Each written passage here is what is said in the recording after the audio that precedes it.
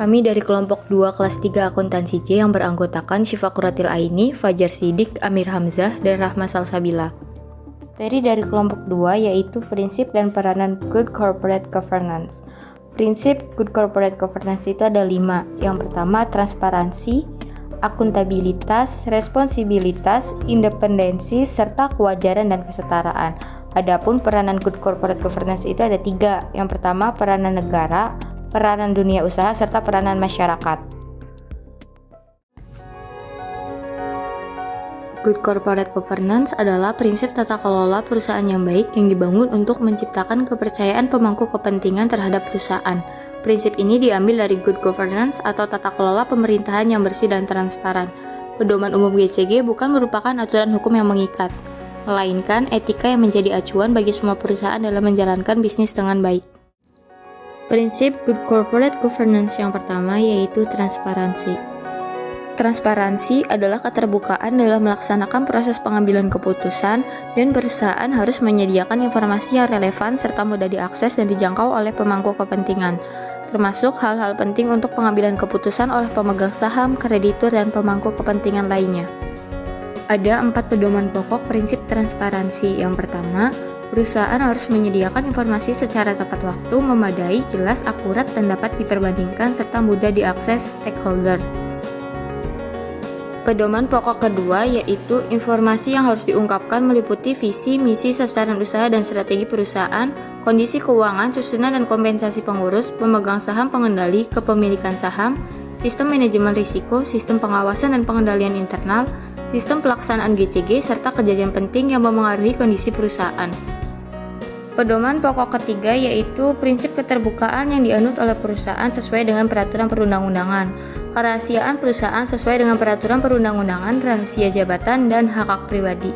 Dan pedoman pokok terakhir yaitu kebijakan perusahaan harus tertulis dan secara proporsional dikomunikasikan kepada stakeholder. Prinsip kedua yaitu akuntabilitas. Akuntabilitas artinya perusahaan harus dapat mempertanggungjawabkan kinerja secara transparan dan wajar. Pengelolaan perusahaan diarahkan pada pencapaian tujuan organisasi dengan tetap mempertimbangkan kepentingan pemegang saham dan stakeholder lain. Adapun pedoman pokok dari prinsip akuntabilitas, yang pertama yaitu penetapan rincian tugas dan tanggung jawab setiap organ perusahaan dan seluruh karyawan secara jelas dan selaras dengan visi, misi, nilai-nilai perusahaan, dan strategi perusahaan.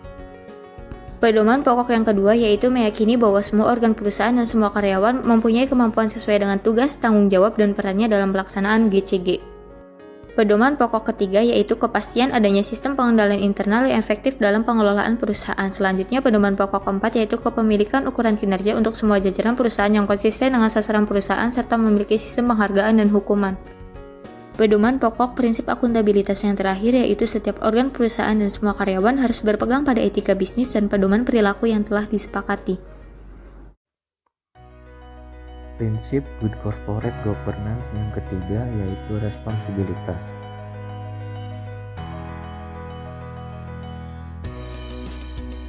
Prinsip dasar responsibilitas yaitu perusahaan harus mematuhi peraturan perundang-undangan serta melaksanakan tanggung jawab terhadap masyarakat dan lingkungan sehingga dapat terpelihara kesinambungan usaha dalam jangka panjang dan mendapatkan pengakuan sebagai good corporate citizen.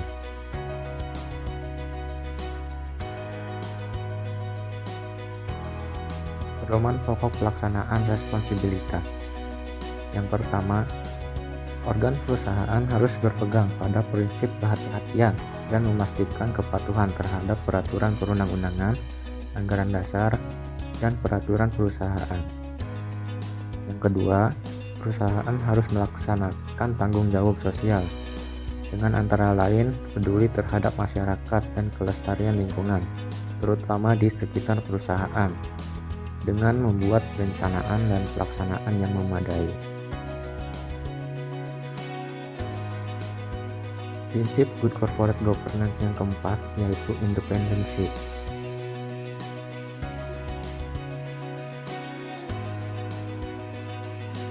Prinsip dasar independensi.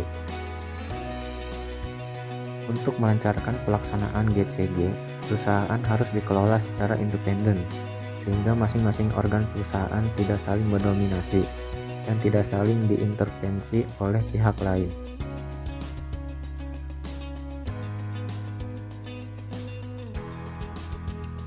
Domain pokok pelaksanaan independensi.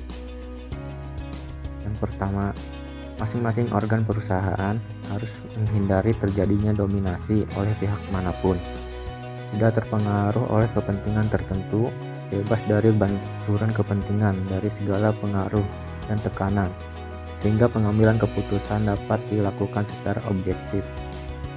Yang kedua, masing-masing organ perusahaan harus melaksanakan fungsi dan tugasnya sesuai dengan anggaran dasar dan peraturan perundang-undangan, tidak saling mendominasi dan atau melempar tanggung jawab antar satu dengan yang lain.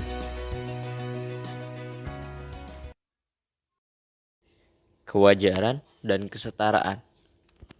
Dalam melaksanakan kegiatannya, perusahaan harus memperhatikan kepentingan pemegang saham dan stakeholder lain berdasarkan asas kewajaran dan kesetaraan. Pedoman pokok prinsip ini adalah 1. Pemberian kesempatan pada stakeholder untuk memberikan masukan dan menyampaikan pendapat bagi kepentingan perusahaan, serta membuka akses terhadap informasi sesuai dengan prinsip transparansi dalam lingkup kedudukan masing-masing. 2. Perlakuan yang setara dan wajar kepada stakeholder sesuai dengan manfaat dan kontribusi yang diberikan kepada perusahaan. 3.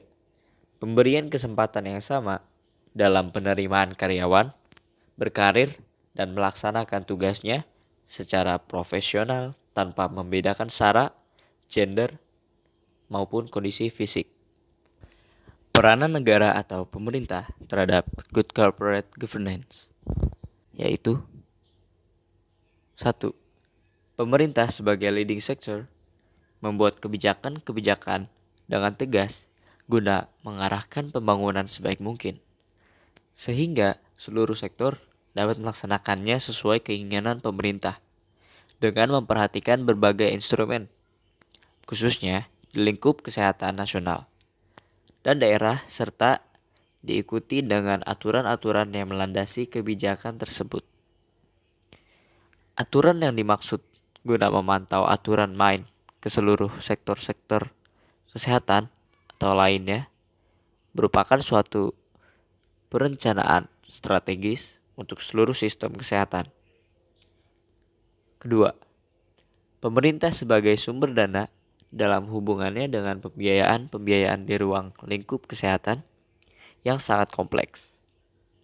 Di samping pemerintah sebagai sumber dana, pemerintah perlu melakukan terobosan dengan donatur-donatur lainnya dari luar negeri guna mendukung pembiayaan. Pemerintah diharapkan meningkatkan cakupan asuransi dan jaminan kesehatan, khususnya bagi masyarakat menengah ke bawah. Ketiga, pemerintah sebagai pelayan masyarakat. Dalam hal ini, pemerintah meningkatkan sumber daya aparaturnya guna dapat melaksanakan pelayanan yang prima untuk seluruh masyarakat.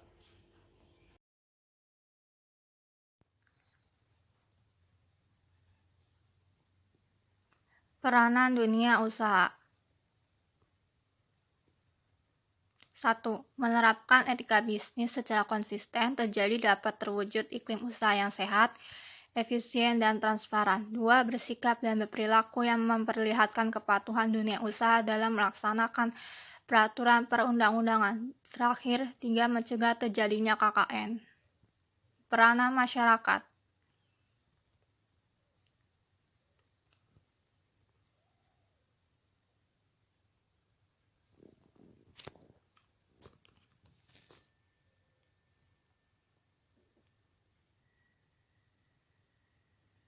1. Melakukan kontrol sosial dengan memberikan perhatian dan kepedulian terhadap pelayanan masyarakat yang dilakukan penyelenggara negara terhadap produk dunia atau jasa. 2.